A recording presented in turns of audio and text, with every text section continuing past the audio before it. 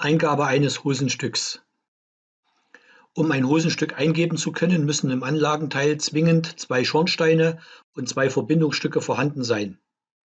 Danach klicken wir die Feuerstätte mit der rechten Maustaste an und ziehen diese per Drag and Drop auf das andere Verbindungsstück und wählen hier Verknüpfung hier erstellen aus.